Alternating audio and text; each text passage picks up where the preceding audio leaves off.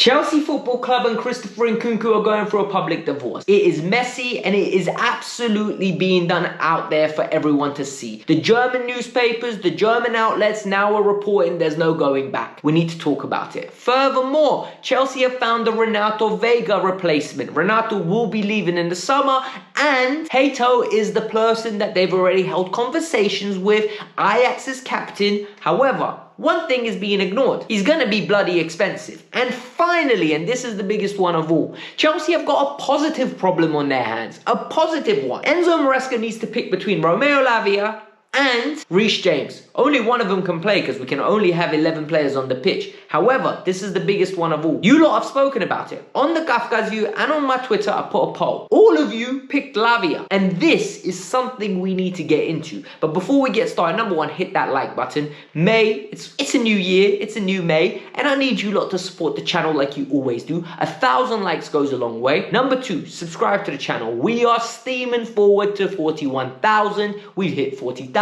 I'm going to keep saying it because I can't believe we did it. And finally, in the comments below, Reece James to start or Romeo Lavia to start against Liverpool. I need your thoughts. Let's get into it. Life comes at you fast. A Chelsea Football Club especially. Because the reality is, when we signed Christopher Nkunku, a lot of people convinced me this was the finished article. A lot of people told me this was a superstar in the making. And I said the games that I saw of him, the idea of what people said of him is very different to what I saw. However, I was very open-minded. His numbers were good, and I said I can't wait for him to prove me wrong. He came to Chelsea, got injured, injury problems under Pochettino. He was almost the one that was marked as the save. Things were going wrong. Don't worry, we're going to get goals because Nkunku will come back. He's clinical finisher. Nkunku needs to be here. Nkunku's the creative source. It always was down to Nkunku. And you know what the thing is with a narrative like that? Slowly but surely, when things go wrong, you need something to believe in. You need something to convince yourself that we're going to be fine. And Nkunku became the savior for all of us. I even had a tweet, last summer, and I was like, look, I think we're definitely going to get better. We've got Levi Colwill that's going to play a full season in his rightful position, Reece James, Lavia, and Nkunku back. There's like 4 new signings. And you know what? I genuinely believed that at that moment in time. I thought Nkunku was going to put up crazy numbers. And you know, when you look at it, he's got 14 GNA this year. However, we all got eyes. And this is why you don't look at GNA. He hasn't been good. People will make excuses. He's played in the 9. He's played left wing. He's a 10. He hasn't looked good. Let's not make excuses. What's going on? So, recently, there's been a lot of rumours that he's leaving. In January, the reason Jorrel Felix left is because Chelsea couldn't agree a deal to send Nkunku to Bayern Munich. Chelsea wants £60 million. That's not happening. And now, this is where it gets very interesting and juicy and fruity, right? It looks like he's not staying at Chelsea. It's gone beyond the point of no return. Sky Germany and Plettenberg is reporting that the player's decided to leave. He wants to leave. It's over. Yes, he has got a few years left on his contract till 2029. However, and this is the big however, he's got no interest in staying. He wants to move on with his future. The club want to offload him, big wages, and they just don't see the value in the Maresca system. However, and this is the big problem here now, what do? Because at this moment in time, he got excluded from the squad after the Lavia game. He came back into the squad. All of a sudden, he didn't play a minute. Now he's injured again. We're going to go with it. He's injured again. However, he was nowhere in sight. The manager doesn't miss him. He's fallen completely out of favour. And all in all, a great player that was at one point in time marked as the next big thing, potential Ballon d'Or winner, looks like not only surplus to requirement, but difficult to shift. No one's paying £60 million. 30? Maybe. 35? At a push, right? We could get it. And everyone's going to be over the moon. But I need to know your thoughts, because I know Nkunku has a lot of fans. I know people really like the player and people think that we've misused him, misprofiled him, misutilized him. I just think it's just a sheer fact of wrong place, wrong club, wrong time. Injuries occurred, he needs to play. It's not going to be at Chelsea. The physicality is a bit mad in the Premier League for him. He needs to go somewhere and play. Hopefully someone at like Marseille, PSG, or maybe like a Barcelona comes in and takes him off our hand. Let me know your thoughts in the comments below, and we'll keep it stepping to the next story. Chelsea Football Club are looking at another 19-year-old Dutch sensation. His name is Hato. For those of you that don't know, the kid's already played 100 games nearly for Ajax. He's the captain of Ajax, and he's somebody that's really developing himself into a mainstay in that defense. Look, Ajax isn't what Ajax once was. in recent history. Ajax is actually an entity at this moment in time that is third, fourth, fifth in the Eredivisie. So they're not the superstar creators as they once were. They're not the invincible Ajax where they're going to ask for stupid money. However, we know what Ajax are like. We go knocking on their door, they're going to try con us the way they con Manchester United for Anthony for close to 80 million pounds or whatever they paid at the end of the day. And this is where it gets interesting now. Sources in Holland are coming out with that Chelsea held direct talks with Hato. Players interested, they're trying to wrap this up. But, and this is the big but, you need to agree a deal with Ajax. A lot of people are saying, bring. Why are they saying bring? We have no left back cover, right? Vega, Renato kicked up a fuss. He's gone on loan. Chelsea basically want to get rid of him. They view him as an asset now where his thing is high because look, we signed him for £12 million. And this is the big thing, right? You signed him for £12 million. Now he's worth around about 25.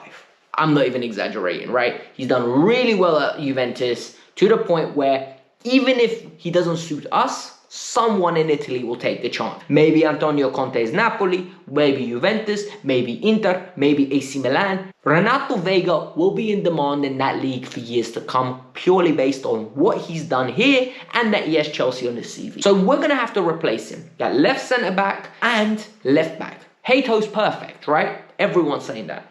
My question is, you just gave Ishe Samuel Smith a new contract. Everything I've seen of Ishe Samuel Smith, everything I've read, he's meant to be absolutely like the next one up. He is meant to be the Josh Chempongs of the left-hand side. We all like Josh. We all really wanted Josh to get an opportunity. When he got the opportunity, now Maresca's in love with him. That is his words, not mine. What about Ishe? Maybe you'd fall in love with him too. Maybe you would fall in love with him too if we gave him an opportunity. Problem is, we got him from Brighton and we couldn't register him as a youth player. He hasn't been long enough with Chelsea, so we haven't seen him in the Conference League. So my question to you is, would Ishe Samuel Smith have 100 appearances for Ajax? Would it be as highly rated as Hato if he was there and Hato was at Chelsea? And would Hato even get the opportunity? Rather than going out and spending £40 million on a backup left back, on a backup left centre back, would it not be smarter to keep that money, invest it into a striker, invest it into a proper centre half that is here coming to start, and invest it into a left winger that we're desperately looking for, and just promote Ishe Samuel Smith next year? Carabao Cup games, FA Cup games. He does well there. If not, no problem. Go to Strasbourg and get Barco. Go to Strasbourg and get Barco. Someone that can do the inverted role, can play left back. Someone against low blocks that will be an absolute killer. I'm literally giving you guys a blueprint here on how to save money. However, I don't think Chelsea will do that. By the way, do not excuse this as me not rating Hato. I think Hato is absolutely amazing, right? What I've seen of him, I think he's very, very talented. He is going to have a great, illustrious career. Problem is you can't catch them all. You're not Ash Ketchum, you know what I mean? Or Ash Ketchum, whatever his name is, right? This isn't Pokemon. You can't have every single youngster that is good in the world. You need to make your decisions, and money is not like infinite source in this club. We will get to the point where we have to make our selection. In the comments below, let me know your thoughts on this, because I think this is a controversial one. This is one that people will call me a cobham sexual. People will say, oh, everyone wants to just spend money. Oh, we need to go back. I think we need to be very measured, very calculated, and not emotional about this. Now we need to talk about the game tomorrow. Chelsea versus Liverpool, must win for Chelsea, right? Must not lose it. A draw, maybe, you know, we can like talk our way through it and say, oh, but then if we beat Newcastle, if we beat Forest, it'll still be in our hands. We're still ahead of it. Well, let's just get the win. Look, reality is a lot of people think we can't get the win. A lot of people are saying it's Liverpool. Liverpool should be relaxed. Liverpool should be nonchalant. Liverpool should have been partying all week. I've said it before, right? They should have been doing Jaeger bombs and absolutely having the best time of their life, because they're champions for the second time in, I think, 3 or 4 years. So, come on. At the end of the day, if we can't beat this Liverpool team, we might not deserve Champions League football, especially when you mess up against Brentford and you mess up against Ipswich, especially Ipswich at home. That was criminal. What I want to talk about now is we've actually got a positive problem. People can say, how can you have a positive problem? Listen, we got rich people problems at the moment, right? Rich people problems. This is what we have. We have got Romeo Lavia back fully fit. ready to play most probably 70, 80 minutes if needed, right? You got Reece James, fully fit. He has played a lot of football since he's returned from injury. We've been managing him, we've been easing him back in, and now we're at the point where Maresca needs to make his decision. A lot of people didn't like what I said at the end of my review. I actually reckon in Maresca's best team, Reece doesn't play. As ludicrous as that is, because in my opinion, Reece is the best right back. We don't play with a bloody right back. We don't play with a right back. So now we've got a genuine issue. And what's the issue? The issue is, do you leave Reece James out and play Caicedo right back and play Lavia in the midfield? What does that do? Caicedo inverts, natural midfielder, inverting, better on the ball, used to be in the midfield positions alongside Romeo. Meaning the build-up's nicer, it's more fluid, we're more athletic, we're more energetic in our midfield. We end up having three men in the middle that are very good, and we end up winning the midfield battle, right? Romeo Lavia, Enzo Fernandez, Moises Caicedo.